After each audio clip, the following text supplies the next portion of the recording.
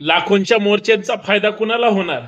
तुम्ही कितीही शांतता मोर्चे काढा, सरकार तुम्हाला आरक्षण देणार आहे का? काही तथाकथित नेते ठराविक लोकांना टार्गेट करून बोलतायत. वाद पेटवायचा आहे का? आणि सगळ्यात महत्वाचं, सरकारची मनातून इच्छाशक्ती आहे का आरक्षण द्यायची? काही आमदार, काही मंत्री, काही मायबाप सरकार मधले नेते, मायबाप सरकार सुद्धा जाती जातीत विष पसरवतायत, जाती जातीत वाद लावतायत. का हो? जर हे कुणीच काही देणार नसतील तर काय महाराष्ट्राचा मणिपूर करायचंय? म्हणजे जी मोर्चे, जे लोक आणि जो समाज रस्त्यावर उतरून संघर्ष करतोय, हजारो नाही लाखो लोक रस्त्यावर येत आहेत आणि सरकार शांत डोळ्यांनी त्या ठिकाणी सगळं टक टक टक पाहतंय. याचा अर्थ हाच आहे की या सगळ्या गोष्टीतून मार्ग काढायचा नाही. जरा थोडं बारकाईनं लक्ष द्या. पावसाळ्याचं अधिवेशन सुरू आहे. जे आमदार कायदे करतात, विधान परिषदेच्या निवडणुकीला आमदार हॉटेलमध्ये डांबून ठेवले जात आहेत. म्हणजे जे आमदार कायदे करणार तेच दुसरा आमदार निवडून देण्यासाठी रूम मध्ये अडकून बसणार. आणि जो समाज रस्त्यावर आरक्षण मागतोय, लाखोंच्या हजारोंच्या सगळ्यांना सोबत घेऊन रस्त्यावर येतोय, कुठलाही समाज असू द्या, तो धनगर समाज असू द्या, मराठा समाज असू द्या किंवा ओबीसी असू द्या, महाराष्ट्राचे मूळ भूमिपुत्र आहेत. आणि त्यांच्याच महत्वाच्या मुद्द्यावर आमदारांमध्ये एक वाक्यता नाही. आमदार निर्णय घ्यायला तयार नाहीत आणि सगळे गेमाडे गेम करण्यामध्ये मग्न आहेत. विरोधकांना विश्वासात घेतलं नाही म्हणून विरोधकांनी काल मुख्यमंत्र्यांच्या बैठकीवर बहिष्कार घातला. आज काय केलं हो त्यांनी? सरकारने निर्णय घ्यायचा आहे, सरकारने विरोधकांची वाट नाही बघायची, तसेही ते सत्तेत नाहीयेत. तुमची नीतिमत्ता आहे का सभागृहात आरक्षण या विषयावर जो वाद सुरू आहे त्याच्यावर चर्चा करायची? नाही. तिथं सुद्धा गदारोळ सुरू आहे, तिथं सुद्धा वाद सुरू आहे, तिथं सुद्धा एकमेकांचं वस्त्रहरण सुरू आहे आणि चर्चा करतायत, तमाशे करतायत, लोकांना वेड्यात काढायचे. हा झाला एक मुद्दा. राज्यकर्त्यांकडून प्रश्न सोडवला जात नाही, हा एक मुद्दा झाला. दुसरा मुद्दा, स्वतःला काही तथाकथित समाजाचे मसीहा म्हणतात. कुठल्या तरी मोठ्या नेत्याकडून दुसऱ्या नेत्याने सुपारी घेतलेली असते आत्मसंरक्षणासाठी. आता ते आत्मसंरक्षण हे सामाजिक असतं, समाजाचं म्हणून बोलणाऱ्याला पुढे केलं जातं आणि तो सुद्धा फक्त टीका करून. जर स्वतःचं दुकान चालवत असेल, मसीहा कुणी नाहीये लक्षात घ्या. दीड दमडीचे लोक सामाजिक विद्वेष पसरवण्यासाठी जर चुकीची भाषा वापरत असतील तर समाज हा गाव खेड्यातला आहे ना, तुमच्यामुळं तुटला जातोय, विसरू नका.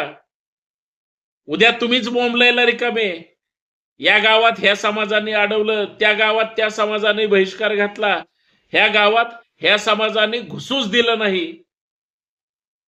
हे परत बोलायला आणि पुरोगामी महाराष्ट्राचे दाखले द्यायला तुम्ही आम्हीच असणार आहे, लक्षात ठेवा. ही सामाजिक अंधश्रद्धा, हा सामाजिक विद्वेष आणि हे सामाजिक ध्रुवीकरण समाजाचा, माणसाचा आणि विचारांचा आणि जाती जातीतल्या स्नेह भावनेचा सत्यानाश करण्याचा कार्यक्रम सुरू आहे. म्हणून मी म्हणतोय, हे जे काल परवा आलेले दीड दमडीचे स्वयंघोषित नेतेत ना, हे जहरी टीका करून आपल्या कुठल्या तरी नेत्याचं संरक्षण करून आपल्या नेत्याला जर म्हणजे सेफ झोन मध्ये पाठवत असतील, पाठवणं ही काही चूक नाही, पण पाठवून स्वतःची पोळी भाजून घेत असतील तर समजायचं दाल में कुछ काला आहे. आजपर्यंत बोललो नाही. संतोष शिंदे ज्यावेळेस भूमिका मांडतो, ठामपणे भूमिका मांडतो. आजपर्यंत बोललो नव्हतो सुद्धा, आता बोलणार, उघड बोलणार. भले नाव घेणार नाही, पण लोकांना सगळं माहितीये कुणाबद्दल बोललं जातंय, कुणाबद्दल चर्चा केली जाते.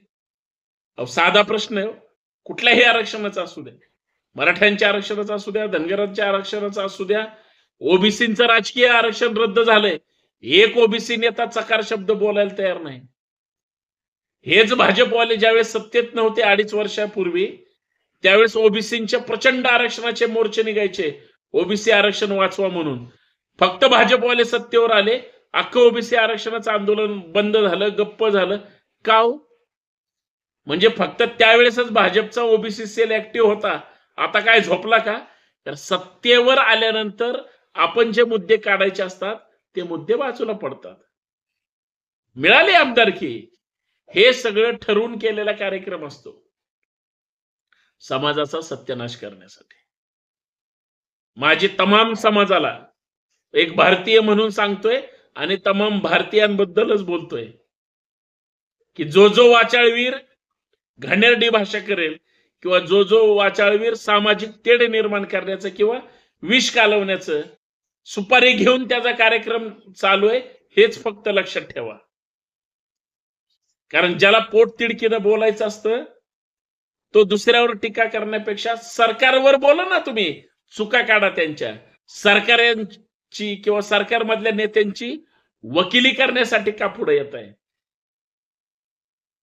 4 चॅनेलवर तुम्ही भूमिका मांडल्या किंवा महाराष्ट्रासमोर फार आम्ही काहीतरी बोलतोय म्हणून भांडवल करताय, म्हणून जर तुम्हाला वाटत असेल मी मोठा नेता आहे, बुडबुडे असता तो.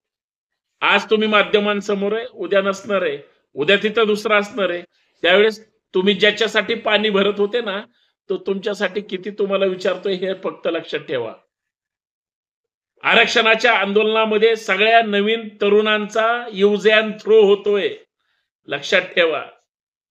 जे लढतायत ताकदीनं त्यांच्या पाठीशी नक्कीच उभं राहा.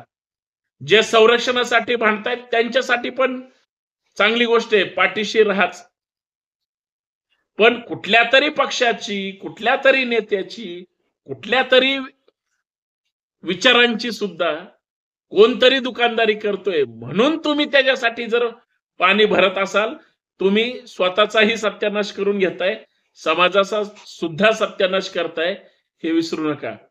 आम्ही मात्र त्या भारतीय संविधानाचे समर्थक आहोत ज्यांनी आम्हाला संरक्षण दिलंय.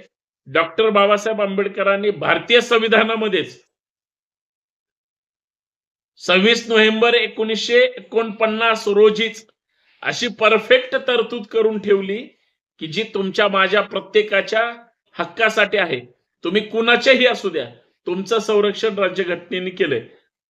आता मलाच मिळालं पाहिजे ही जर भावना असेल तर ते चुकीचे आहे. राज्यघटनेने तुम्हाला सगळ्यांना दिलंय, त्या चौकटीत फक्त मिळालं पाहिजे. पण त्याच्यासाठी दुसऱ्याचा द्वेष करून नाही. बावड्या, तो दुसऱ्याचा द्वेष करून स्वतःची पुळी भासतोय आणि समाजाचा सत्यानाश करतोय. विसरू नको, गाव खेड्यातले तरुण तुझ्यामुळं दुभंगलेत. गावागावामध्ये तुझ्या घाणेरड्या वक्तव्यामुळं अक्षरशः वाद सुरू आहे आणि जवळचे लांब गेलेत आणि लांबचे तोंड बघायला पण तयार नाहीत, हे लक्षात ठेवा.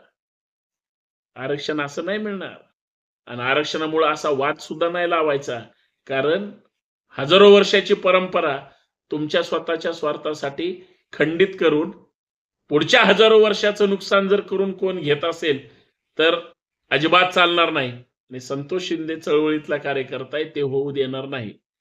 धन्यवाद. आवडलं तर पुढे पाठवा. सत्य की जय हो.